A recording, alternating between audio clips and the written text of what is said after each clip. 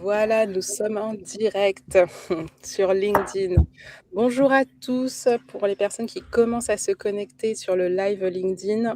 Je vous laisse vous connecter. On va commencer d'ici 2 minutes.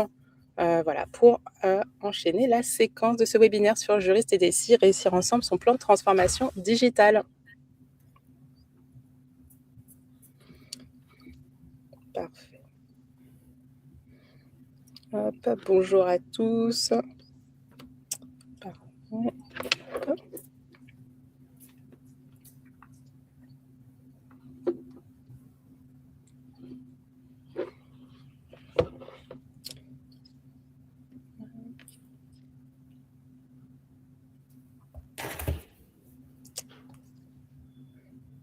Et avant que tout le monde se connecte, je précise qu'on est sur un live enregistré. Donc, pour les personnes qui ne peuvent pas rester pendant toute la séquence, vous aurez accès au live, au replay dans le feed. Donc, voilà, voilà.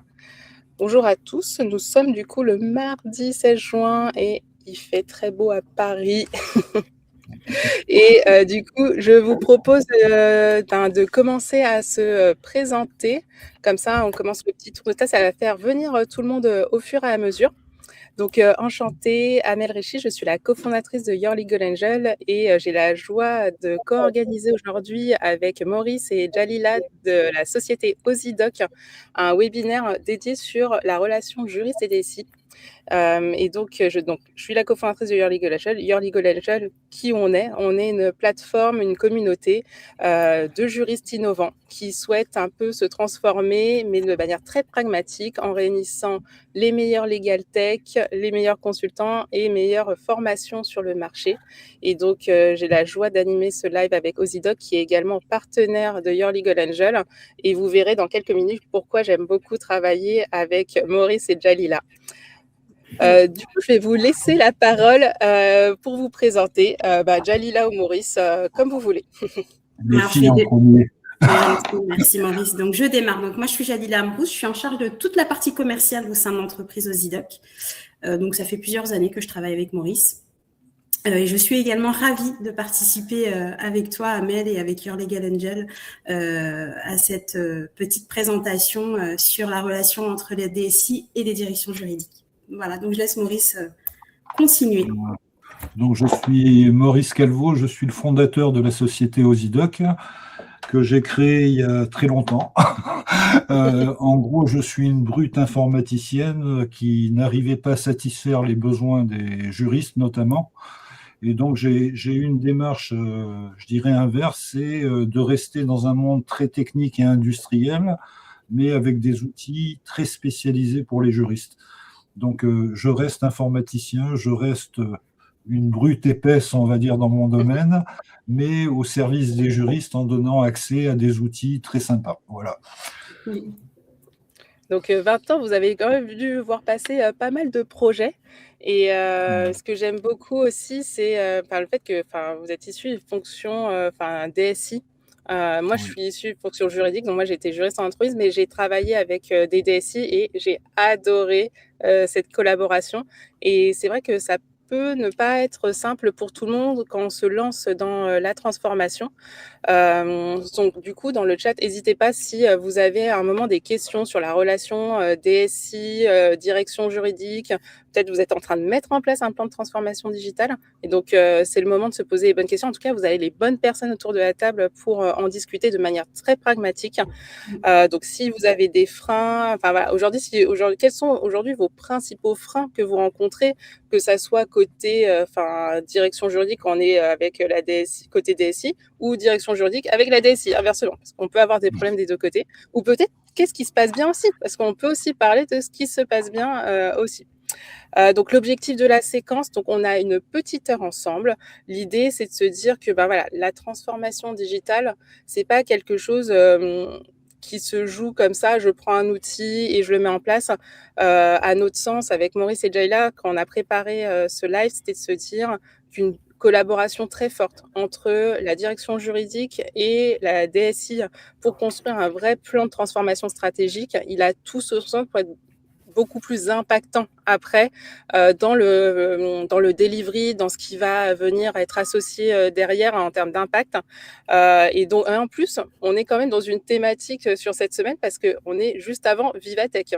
Vivatech, c'est demain, qui est quand même l'événement mondial sur l'innovation dans le numérique. Enfin, voilà, où ça attire beaucoup de pays. Et donc, je trouvais que ça avait beaucoup de sens aujourd'hui de parler de ça. L'année dernière, j'avais eu la chance de pouvoir passer à Vivatech et je trouve que ça nous ouvre tellement l'esprit sur la collaboration avec les DSI. Il y a beaucoup de DSI qui y vont, mais peu de fonctions juridiques. Donc, je vous invite aussi, si vous êtes fonction juridique, à aller venir à Vivatech et voir un peu ce qui s'y passe. France Digital va animer un stand avec les Legal Tech représentés. Donc, surtout, n'hésitez pas. Maurice, on va commencer à rentrer dans le vif du sujet. Aujourd'hui, enfin pas aujourd'hui, qu'est-ce que vous aviez l'habitude, même encore aujourd'hui, les phrases que vous entendez le plus côté DSI, de la part de fonctions juridiques qui souhaitent mettre en place un projet? Moi, je dirais le principal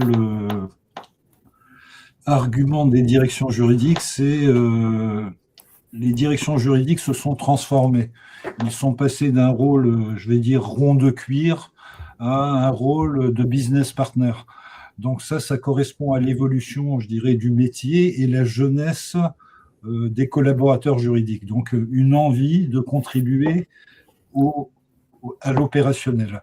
Donc de ce côté-là, moi en tant que DSI, j'avais toujours négligé tous ces aspects parce que un rond de cuir, on n'aime pas trop. Et c'était des fonctions transverses, il n'y a qu'un faucon, et derrière, on engueulait toujours l'opérationnel qui n'était pas bon. Et ça m'a un petit peu frustré. Donc, j'ai dit, on va s'occuper de ces directions juridiques, mais en les dotant d'outils qu'ils maîtrisent eux-mêmes, en réduisant la DSI au rôle de garant de l'infrastructure, de la sécurité, et je dirais dans un contexte industriel. Industriel, ça veut dire que une simple lettre peut être un acte juridique. Vous faites un report d'échéance quelque part, il y a un engagement juridique, donc vous n'avez pas droit à l'erreur. Donc ça veut dire qu'il faut il faut que le juriste soit garant du cadre réglementaire, qu'il soit garant de l'image de marque, qu'il soit garant, je dirais, de la réactivité business, etc. Donc il couvre plein de domaines d'application qui est un activateur de business. Donc, dans ce sens, moi, en tant qu'informaticien, j'étais un peu frustré parce que mes outils ne me permettaient pas d'être rapide, réactif, changeant, etc. Donc, on passait systématiquement par des cycles en V du dev. Ça veut dire cahier des charges, spécification, négociation du budget, déploiement, et tout ce que je viens de dire était, je dirais, anachronique par rapport aux besoins de réactivité à avoir au sens commercial. On fait une proposition, c'est engageant. Je prends un exemple, je travaillais dans le groupe Général des Eaux, on est devenu câbleau opérateur. Et à un moment donné, Bouygues sortait une offre. L'informatique était dans l'incapacité de générer une offre concurrente sans avoir plusieurs mois, voire années, pour contre-attaquer. Donc, tous ces éléments opérationnels sont juridiques. Donc, j'ai fait un outil qui se plug, je dirais, au système conventionnel et obligatoire des DSI, mais en donnant le pouvoir. Voilà un petit peu le contexte. Et comment vous perceviez les fonctions juridiques qui, du coup, souhaitaient se transformer, hein?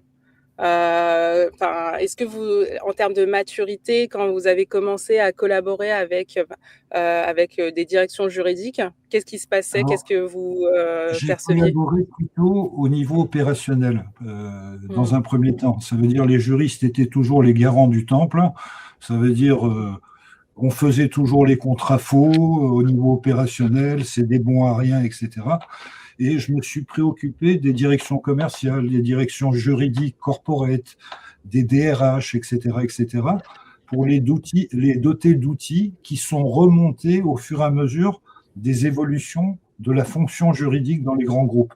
Moi, je dirais dans les grands groupes, ce que j'ai vu, c'est des ronds de cuir qui sont passés au niveau opérationnel et ils sont montés en puissance. Montés en puissance, ça veut dire qu'ils ont été proches des directions générales. ils se sont impliqués, ils ont commencé à avoir des budgets. Et quand on a des budgets, on peut être un peu plus exigeant que par rapport au passé. Ça s'est passé, je dirais, naturellement par l'évolution, je dirais, de l'âge des ressources en place. Voilà un petit peu. Et dans tous les grands groupes dans lesquels je suis intervenu, on était principalement des grosses structures au gouvernement, à l'administration, etc. Donc avec les habitudes, les process et tout ce qui va avec. C'est intéressant parce que moi, ce que j'avais observé, alors plutôt la perception du coup, effectivement, côté fonction juridique, nous, la transformation digitale, c'est pas quelque chose qui était inné.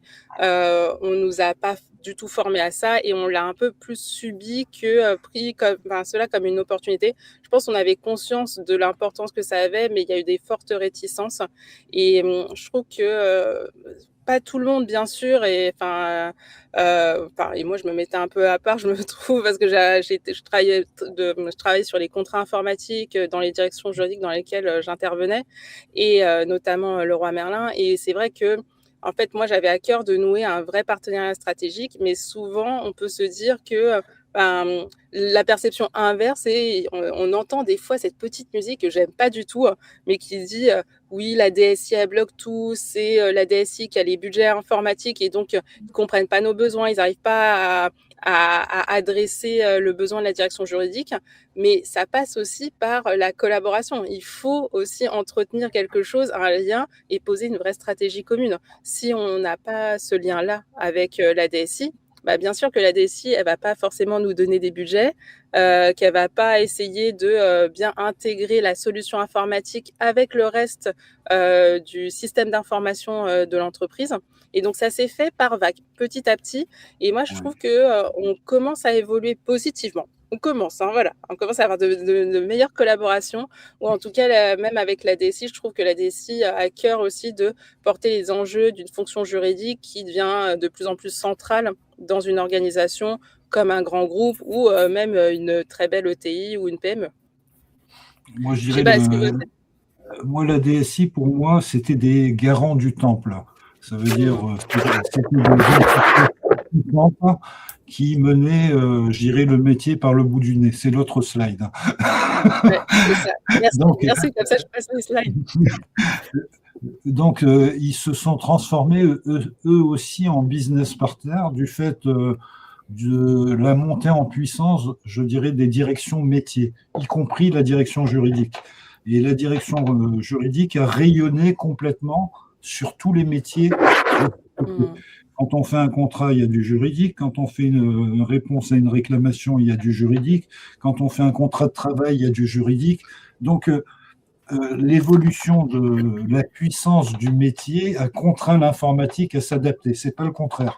Ça veut dire, moi, en tant qu'informaticien, je suis pas cool parce qu'il y a des structures, il faut être garant de tout. Mais je dirais, le fait que le bâton budgétaire est mené par le métier a changé la donne. Voilà un petit peu ce que j'ai vécu. En sachant que à chaque fois que je prenais des postes de DSI, comme j'étais trop proche du métier, de temps en temps, devant quelques succès opérationnels, on me mutait. C'était des mutations disciplinaires, donc à un moment donné, j'en ai eu un petit peu marre de ces mutations disciplinaires, mon gouvernement, mon épouse aussi. Donc à un moment donné, on a dit, tiens, il y a des trous dans la raquette au niveau des DSI, on va créer la société Osidoc. Voilà un petit peu comment ça s'est passé. C'est très intéressant de dire, je vais venir combler un peu ces trous-là, mais ailleurs, pour aider. C'est un peu, nous aussi, ce qu'on voulait faire avec Your Legal Agent. On s'est dit, on voudrait être aidé à faciliter la collaboration sur les projets de transformation digitale. Et l'idée, c'était un peu ça, donc faire le trait d'union. Donc, c'est très, très bien.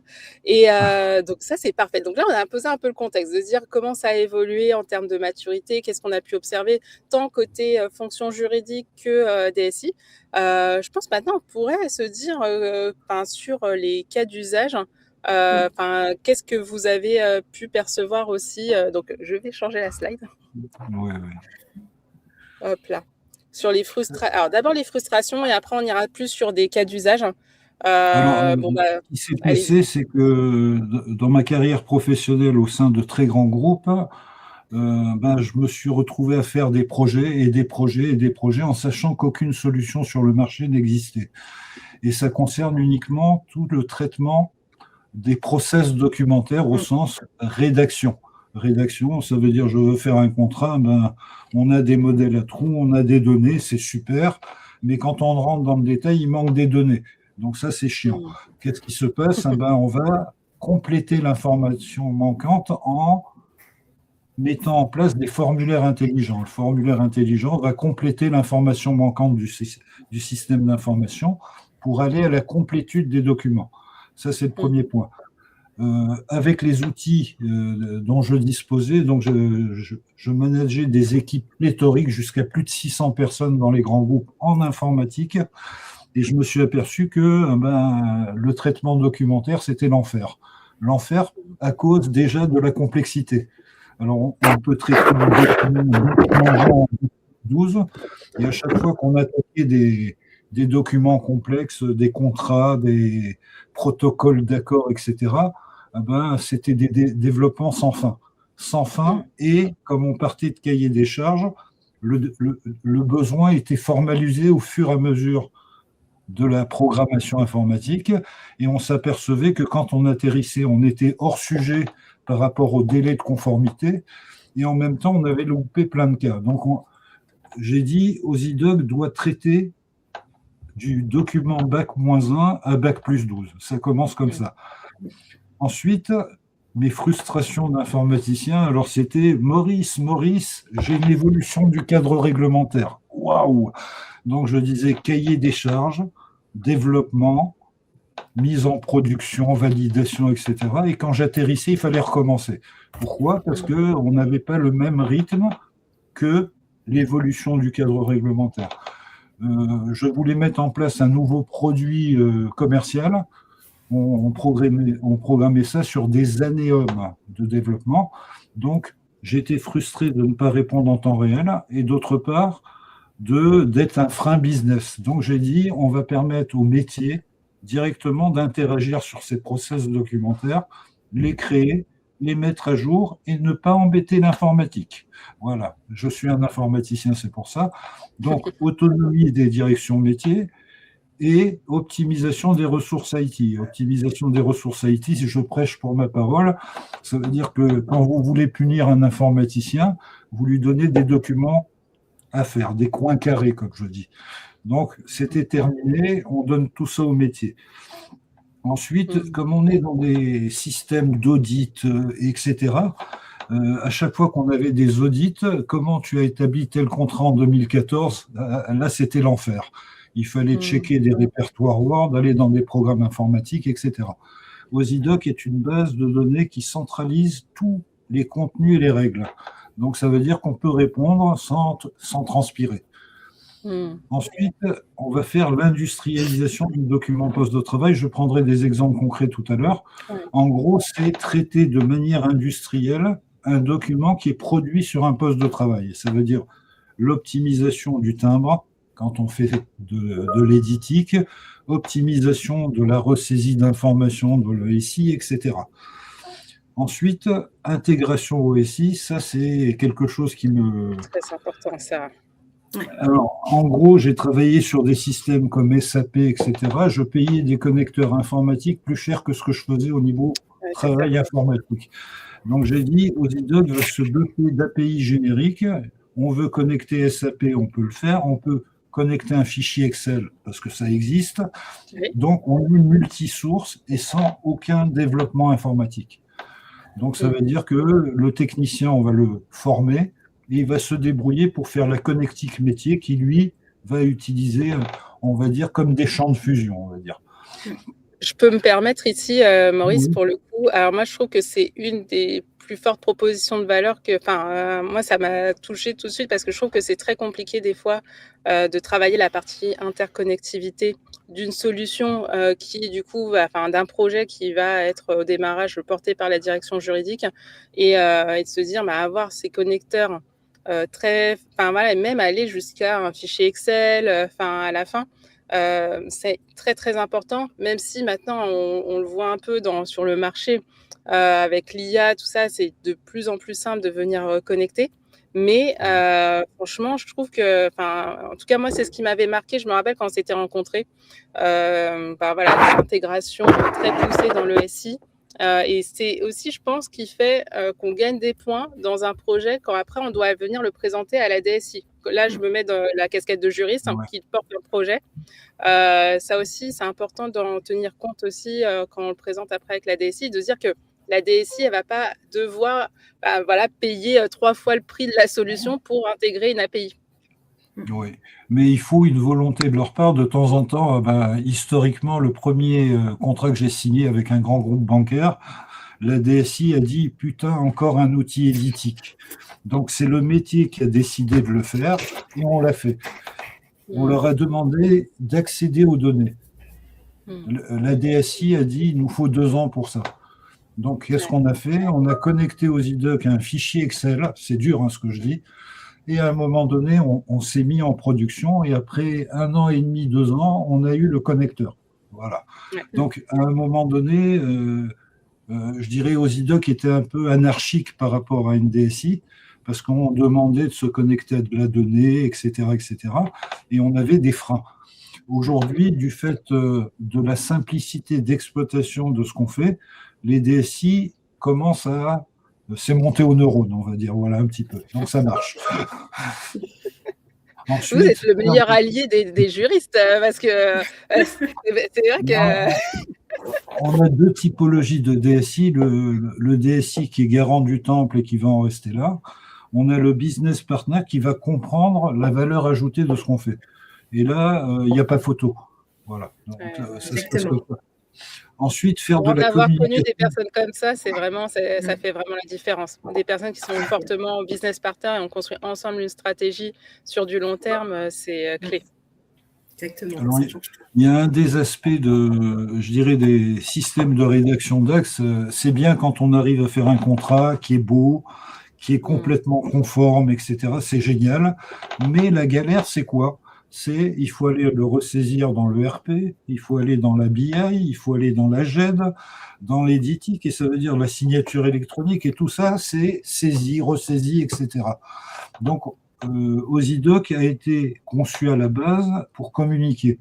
Je prends un exemple, quand on fait un contrat, sur le contrat, il n'y a pas l'adresse mail des destinataires, il n'y a pas son numéro de téléphone mobile, etc. OsiDoc va collecter l'information pour rendre transparent le process. Ça veut dire on va rester sur le contrat, passer éventuellement par un workflow, et après appuyer sur le bouton et signer sans avoir obligation de sortir, ressaisir les données, etc. Donc on a essayé de traiter le sujet data véhiculé par les process documentaires. Ça veut dire, je prends un exemple, on fait un contrat de travail, j'ai jamais vu un matricule sur un contrat de travail, mais c'est l'élément maître de tous les systèmes RH. Donc, OsiDoc va véhiculer le matricule pour discuter avec le SIRH. C'est tout con. D'accord ? Voilà un petit peu. Donc, cette communication multicanal, on a rajouté une couche un petit peu écolo. Ça veut dire qu'on a développé une techno qui va permettre de prévisualiser un document avant même de le valider, de le matérialiser. Donc, ça veut dire qu'on peut encore décider ou pas d'imprimer. Alors, j'ai travaillé sur des systèmes de crédit acheteur cofacel international. C'est des documents Bac plus 12, on va dire. 7 niveaux de validation avant OsiDoc, 2 niveaux après OsiDoc. Donc, 7 niveaux, ça veut dire au moins 2 allers-retours d'impression, réimpression, correction par profil. Donc, on gagne du papier et on peut dématérialiser, véhiculer l'info. Voilà un petit peu. Très bien sur les frustrations.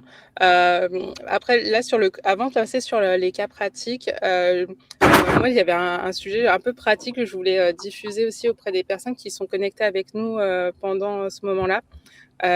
Très important, et vous l'avez dit, Maurice, sur la relation, de se dire business partner. Posez-vous les questions si vous avez bien formalisé les choses sur votre feuille de route digitale.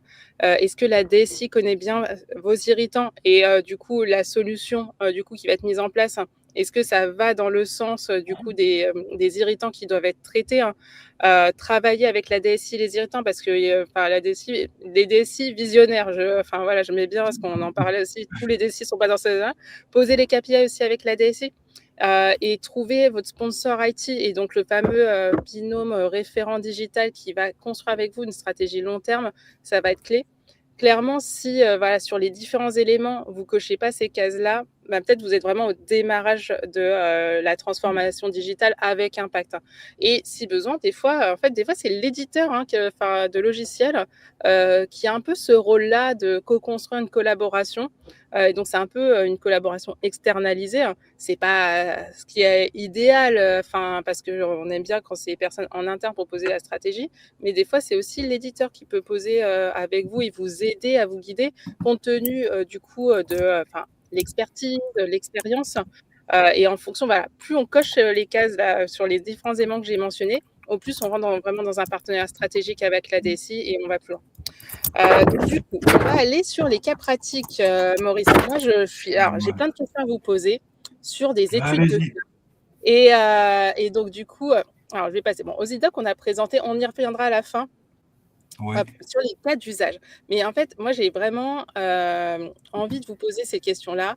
Est-ce que vous pouvez expliquer aux personnes qui sont présents en ligne avec nous les cas d'usage que vous avez eu à mener, vraiment les bonnes pratiques, qu'est-ce qui s'est bien passé et quels sont peut-être les écueils aussi que vous avez pu percevoir en interne dans la collaboration. En fait, soyons très transparents parce que dire que tous les projets vont bien, c'est pas toujours le cas. Mais en tout cas, donner des bonnes pratiques, je trouve que c'est important.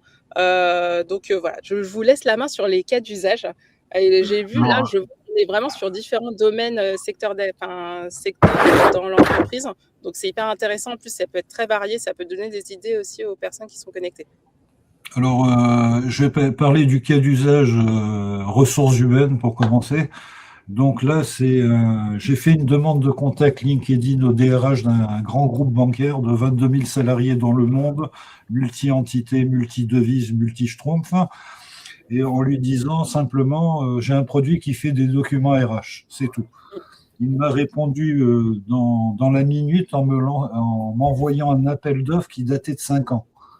Donc, j'ai regardé l'appel d'offres. À 5 ans, ça remonte. Hein. Ouais. Donc, j'ai regardé l'appel d'offres, j'ai pris rendez-vous avec lui.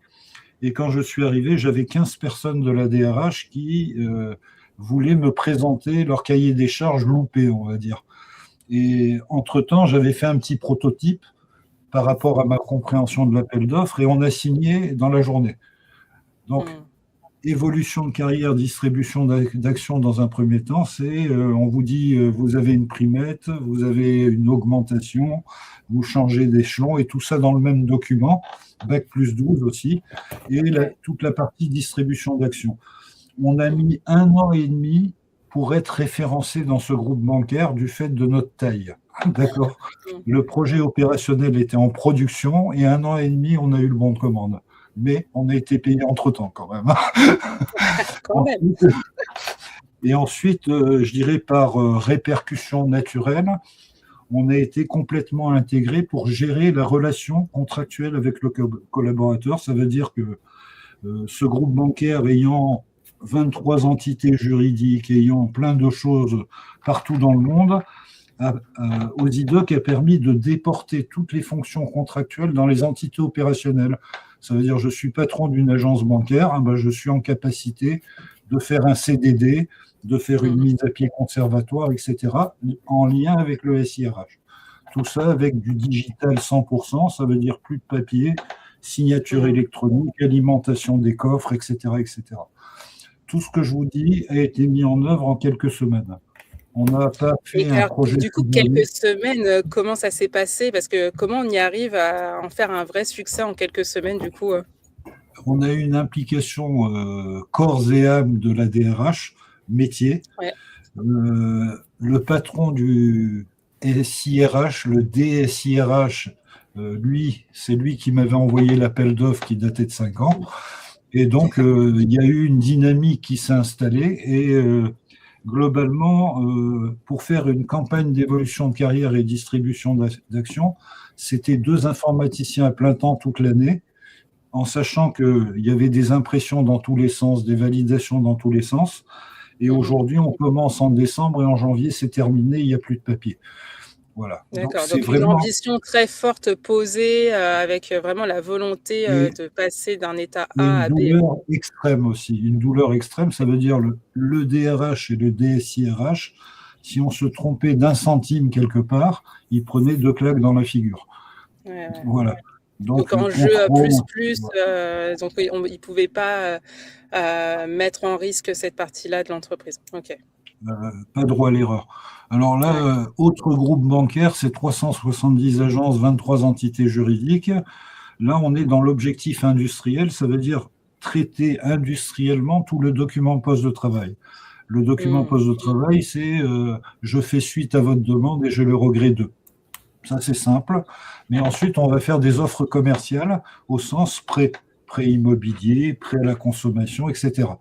Donc là, on couvre l'ensemble des documents poste de travail dans un objectif industriel, c'est supprimer le papier en tête de 23 entités juridiques, supprimer les Word locaux, supprimer les imprimantes locales et supprimer les services courriers des 370 agences. Donc, avec des ROI pharaoniques. Ça veut dire, je prends l'exemple uniquement sur le timbre, 3 millions d'euros par an. Donc là, on est dans du document Bac plus 12 à Bac moins 1. D'accord ? Là, c'était issu d'un appel d'offres d'un grand groupe bancaire et on a gagné en se faisant porter par un partenaire parce qu'on ne passait pas au niveau du service achat, au niveau procédure. Voilà, donc plein succès. On a eu le prix IDOC Award 2013. Vous pourrez regarder. Quel est le IDOC Award Qu'est-ce que c'est ? C'est un prix qui est remis pour les innovations sur la gestion documentaire ? Oui, c'est ça. C'est Documation à l'époque qui traitait uniquement la partie printing, documents, etc. Alors, autre cas client, c'est un réseau d'assureurs vie en Europe. Donc là, Ozidoc permet de doter tous les indirects, ça veut dire tous les commerciaux indirects, d'une application qui va permettre la souscription. Ça veut dire je suis au bar, je suis avec mon client et je fais de la souscription. Donc jusque-là, on collecte l'information et on est lié au SIRH, au SI back-office, pardon, où on va directement pouvoir scorer la demande. Ça veut dire on prend l'information, le gars a tant de millions d'euros, il a 3 enfants, il est ressortissant US, etc. C'est l'enfer, au sens règle métier. Et aujourd'hui, grâce à Ozidoc, on a fait gagner des parts de marché parce qu'on fait quasiment du scoring et de la souscription en temps réel. Et on a fidélisé le réseau. Un indirect qui vend du produit de mon client, mais aussi des autres qui ne sont pas clients de chez nous. Donc là, fidélisation du réseau, augmentation des parts de marché. Là aussi, en quelques semaines, mise en œuvre. Voilà. En plus, cas d'usage dans l'assurantiel, alors tellement de choses à faire, beaucoup de données, beaucoup de gestion documentaire, donc ça veut dire aussi beaucoup d'irritants. Et je pense que voilà, beaucoup de réglementation, effectivement, très chronophage et de dire faire amener de l'efficience et aussi, une meilleure collaboration en interne. Pareil, c'est clé. Et là, dans ce cas d'usage, qu'est-ce qui a fait la différence aussi ? Est-ce que c'est une implication particulière des personnes ? Qu'est-ce qui avait été en gros, j'étais à un salon type Legal Tech et le patron de l'activité a identifié Ozidoc. Donc, il m'a convoqué au Luxembourg pour présenter la solution. Donc, dans le train de Paris à Luxembourg, j'ai commencé à faire un petit proto. Et quand je suis arrivé à Luxembourg, ils avaient fait plus de 2 ans de développement à base d'Adobe Lifecycle, le PDF à trous. Et le trajet que j'avais fait de Paris à Luxembourg, j'étais déjà plus avancé que ce qu'ils avaient fait. Donc, quand j'ai présenté ce que j'ai fait dans le train, je ne l'aurais pas dit. J'aime bien, on a les dessous. Et donc, j'ai présenté Ozidoc, ça a été une signature quasi immédiate et j'ai demandé à faire un parcours client quand même. Donc, j'ai pris rendez-vous avec un courtier Je suis Mhm. allé au resto avec lui et je me suis aperçu qu'il passait plus de 90% de son temps à remplir des formulaires administratifs et ensuite prendre le chèque s'il y avait des sous et aller Mhm. au back-office après. Donc, il ne mangeait pas avec son client, il faisait son process. Donc, une fois qu'il avait fini son process, il allait au back-office. Le back-office mettait ça en dessous de la pile. D'accord? Mhm. Et il me dit, Maurice, je croise les doigts pour que ça soit une réponse très rapide. Donc, Ouais. un mois après, le courtier me rappelle en me disant, Maurice, j'ai merdé.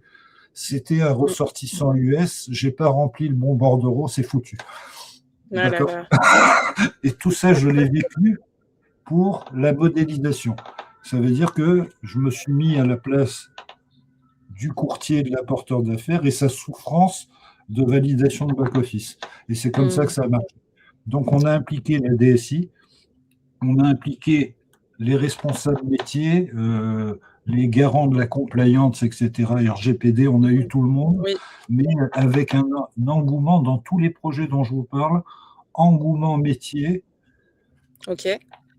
un peu de frein informatique initial, mais derrière un engouement informatique et une réussite. Voilà un petit peu le scénario Très conventionnel. intéressant. Parce que là, vous mettez du doigt la partie autour des processus métiers, de se dire prendre le temps de refaire le parcours initial Ouais, et essayer d'observer où est-ce qu'on va demain avec du coup la solution. ouais, Et c'est important de dire bah, voilà, l'avant-après, l'engouement des équipes. Je pense que l'énergie des équipes autour du projet fait clairement la différence aussi pour en faire un succès. Donc les fameux binômes qui vont être mis en place pour mener le projet en tant que tel, aussi clé. Donc, en fait, ça coche les cases. Moi, j'adore parce que c'est vraiment des éléments que j'ai l'habitude de mentionner quand je suis chez des clients, de dire important de repartir du processus métier, des irritants, du besoin, pour après construire du coup ce qu'on attend et pas se dire on prend quelque chose comme ça sur étagère. En fait, ça va bien au-delà. Et la et collaboration aussi avec l'éditeur, de se dire, c'est une vraie relation de partenariat. alors, il y a une chose qui est très très importante dans la méthodologie qu'on a mise en œuvre. Quand on arrive dans une entreprise, que ce soit une direction juridique, une DRH ou une DSI, on a des milliers de documents. Ça, c'est Mmh. chiant. Donc, on va faire une sélection et on va définir ce qu'on appelle un périmètre documentaire. Ce périmètre documentaire tient compte de la temporalité.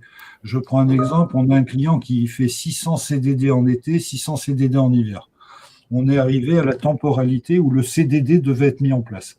On s'en est contrefoutu du CDI, des mises à pied, de l'attestation, etc. Et pendant quelques semaines, on a travaillé uniquement sur le CDD pour que, à la temporalité dite, 600 contrats étaient produits. D'accord? Mmh. Donc, si on prend en compte un projet avec tout l'environnement du client, c'est l'enfer. Ouais. L'avantage de Zenox, c'est qu'on a droit à l'erreur. Ça veut dire, j'ai oublié la clause RGPD, je dis des bêtises volontairement, il n'y a pas Mmh. mort d'homme. On va le Oui. faire. Et ensuite, on va monter en charge au fil de l'eau. Ça veut dire qu'on va prendre petit à petit différents process que l'on va automatiser.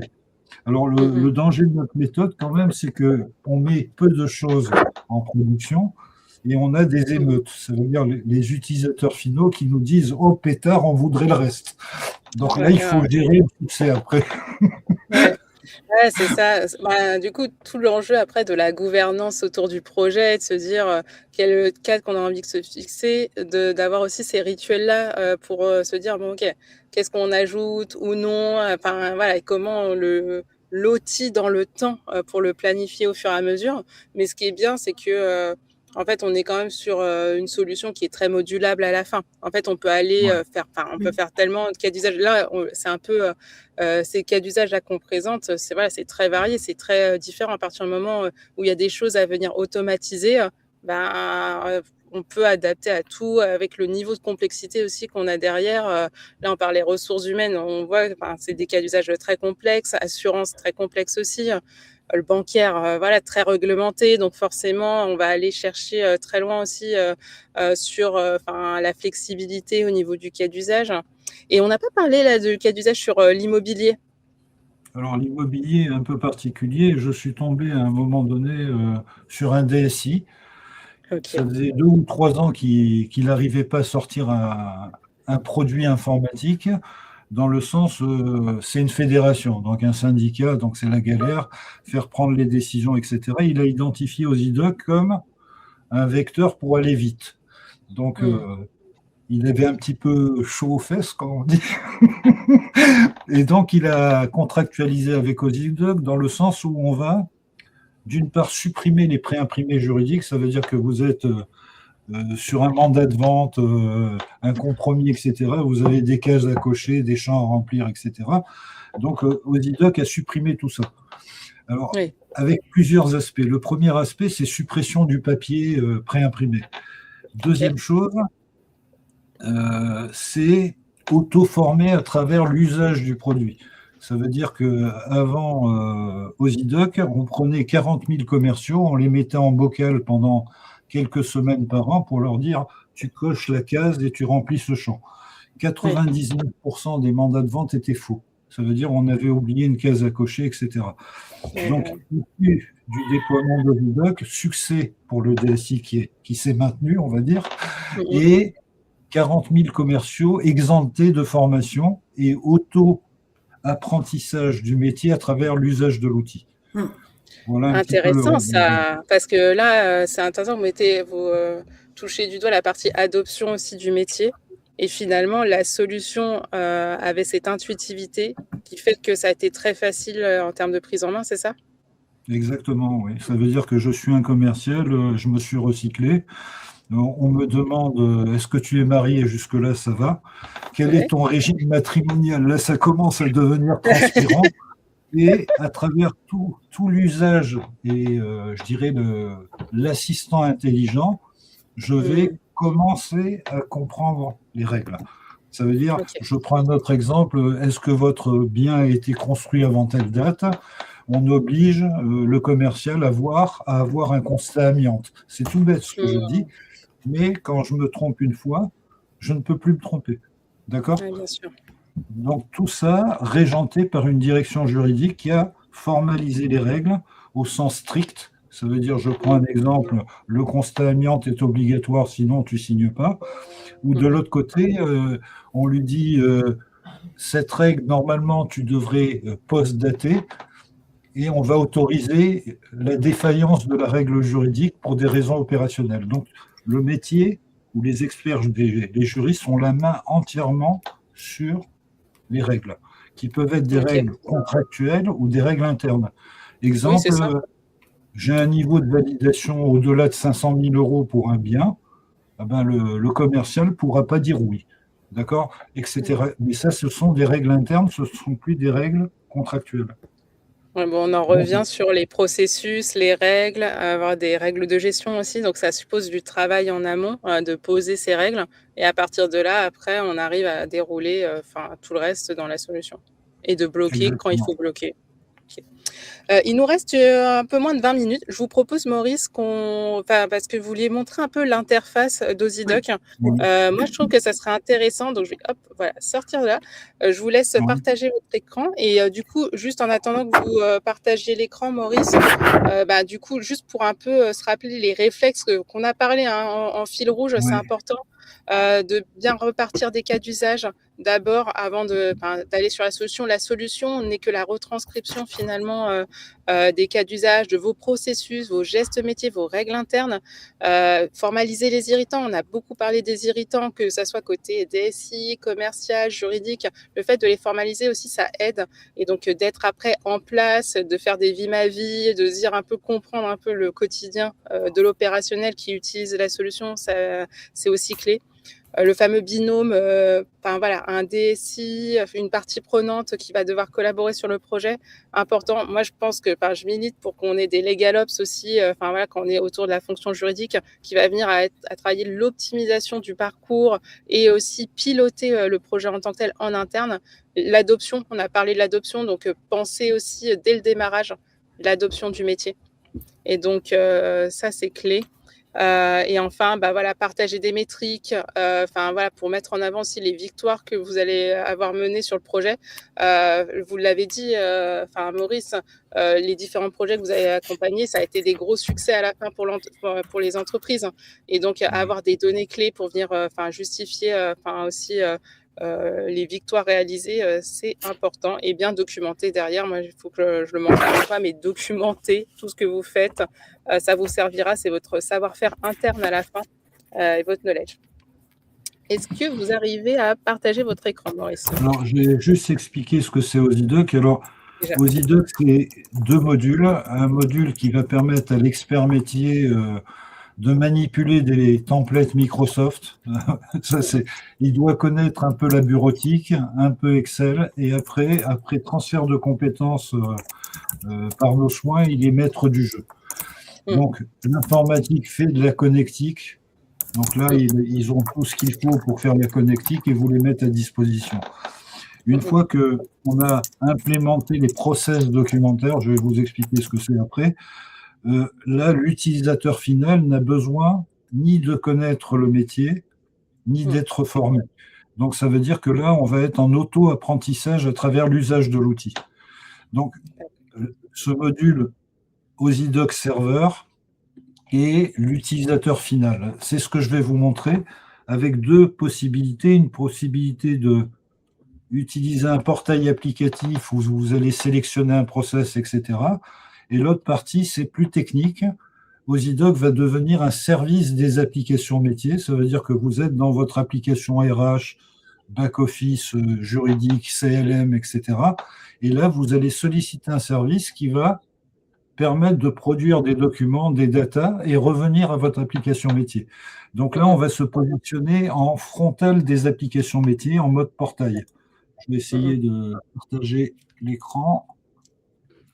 Donc le travail de paramétrage a déjà été fait par les experts métiers et je suis un utilisateur final. Est-ce que vous voyez mon écran? On voit votre écran, il ne reste plus qu'à présenter.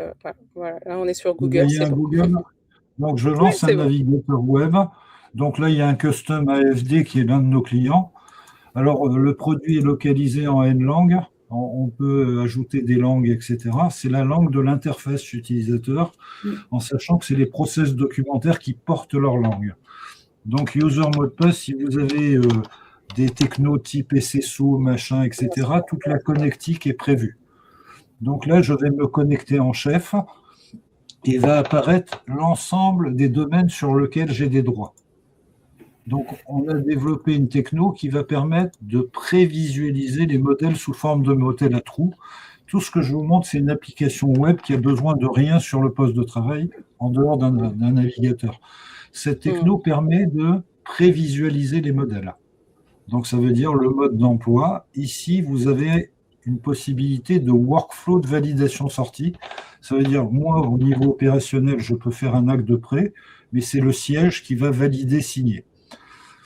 Donc ici, on va faire un petit peu d'immobilier et je vais faire un compromis de vente. Le compromis de vente, c'est un document un peu long, mais on va faciliter la lecture des juristes. Ça veut dire, plutôt que d'aller dans le texte qui est déjà formaté, etc., on va lui faire une fiche de lecture. Cette fiche de lecture va permettre de valider directement sans avoir à se peler 80 pages de documents. D'accord ? C'est vrai.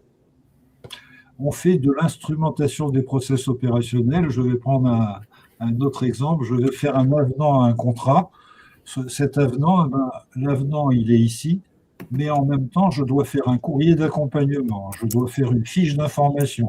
Donc, on va traiter tous les process au sens… En même temps, même endroit. Ça veut dire saisir l'information une seule fois, etc. Alors, ce que je vous propose, je vais vous montrer un document Bac+12. Alors, on est dans un contrat de cession de propriété intellectuelle concernant des droits photos. Alors, ce que je vous montre, c'est à peu près 52 modèles avant OSIDOC. 52 modèles, ça veut dire, quand je suis utilisateur final, je choisis un modèle, je vais jusqu'au bout, et merde, je me suis trompé. Donc là, on ne peut plus se tromper, tout est intégré dedans. Alors, je vais reprendre une saisie en cours, ça veut dire je suis parti déjeuner, je reviens, je sais où j'en suis. D'accord? Ensuite, je peux reprendre depuis le début ou là où je m'étais arrêté. Donc, je vais reprendre depuis le début. Donc là, 3 parties dans l'écran, le parcours de saisie, le questionnement utilisateur et le pendant de mon action. Le système a reconnu par rapport à mon user que j'étais la société Ostendi. D'accord? Alors, je vais choisir le type de contrat. C'est de la cession de droit ou de la commande et cession de droit. Le numéro de contrat, si je signe avec un indépendant, ici, vous allez voir que le parcours est complètement dynamique. Représenté par une société, je vais avoir des choses. S'il est représenté par une société, est-ce que la personne est présente ou absente? Je vais passer à la société. Et là, on va commencer dans les règles métiers. La règle métier qui est choisie par le client, c'est on fait le contrat même si la société n'est pas référencée dans le back-office.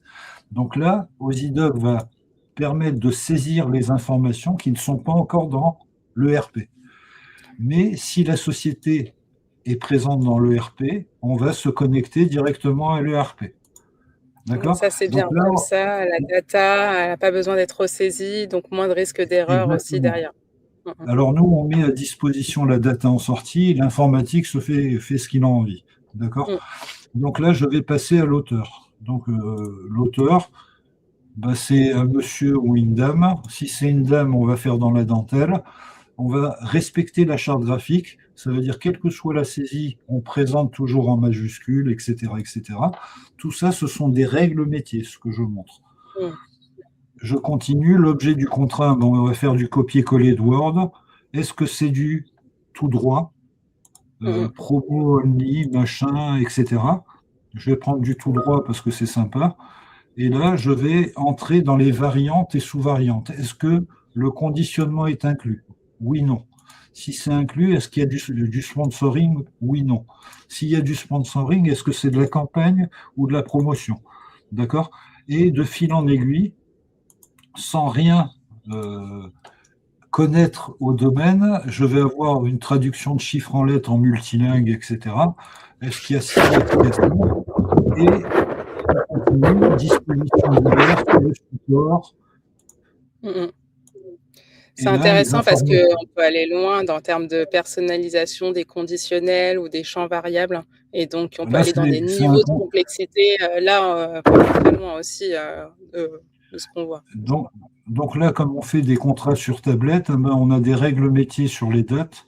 Je vais prendre aujourd'hui et on a directement possibilité d'avoir un faisceau d'engagement. Ce n'est pas de la signature électronique, mais dire le gars s'est engagé.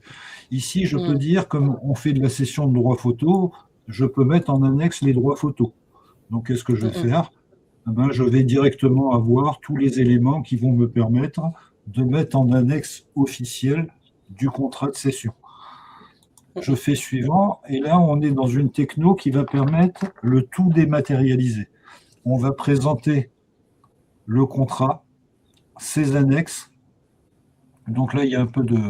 Là, j'étais en vacances, un peu, etc., etc. Et selon les droits, on passe la main au chef. Valider, valider égale signature électronique, alimentation du back-office, etc., etc., pousser des mails, etc. Si vous avez les droits, on peut demander au serveur de fabriquer les documents qui n'existent toujours pas. Donc là, comme je suis chef, je fais ce que je veux. Et je vais directement générer mon contrat en Word sans passer par Microsoft pour permettre au juriste de customiser s'il a envie. Donc, si la sortie n'est pas PDF, on perd l'intégrité des données que l'on peut communiquer au SI. Donc, OSIDOC peut être utilisé en outil d'aide à la rédaction ou outil de rédaction sécurisé. Donc, c'est vraiment le client qui choisit. Est-ce que ça... merci Maurice, ça permet de voir rapidement, parce que là le temps file, déjà il ne reste plus que 5 minutes pour conclure, mais ça nous donne quand même une overview. Moi ce que je voulais dire, ce qui m'a beaucoup intéressé quand même dans la solution, c'est le côté, on peut aller très loin en termes de niveau d'automatisation, et on peut aller sur des sujets très complexes aussi, on en parlait dans les cas d'usage, mais là on le voit dans la solution, on peut créer tout un parcours cours, qui peut aller avec des sous-sections très très loin dans les règles d'automatisation aussi. Et le côté, après, travail rédactionnel pour du coup avoir les parties prenantes qui viennent collaborer sur la documentation, c'est aussi des choses possibles. Alors, on a intégré quand même de l'IA. L'IA va permettre d'onboarder plus facilement. Ça veut dire que en gros, on parle des actes juridiques déjà présents et on les passe dans notre moulinette IA qui propose des scénarios d'automatisation. Donc, Osidoc est un produit de robotique. Ça veut dire que c'est du déterministe et l'IA nous aide dans ce sens. Alors, on a deux IA, une IA qui aide à onboarder, aller plus vite au niveau de l'industrialisation, de la robotique, et une IA qui va valider la conformité juridique des clients, des documents produits par le client. Et là, on utilise des technos de RAG. Donc, les RAG, ce sont des bases de données locales de nos clients. Ça peut être du RH, ça peut être du contrat de financement d'Airbus dans le Qatar, etc. Donc, en gros, on va valider l'intégrité juridique des documents à la fois paramétrés et à la fois produits à travers une techno d'IA complètement spécifique aux clients.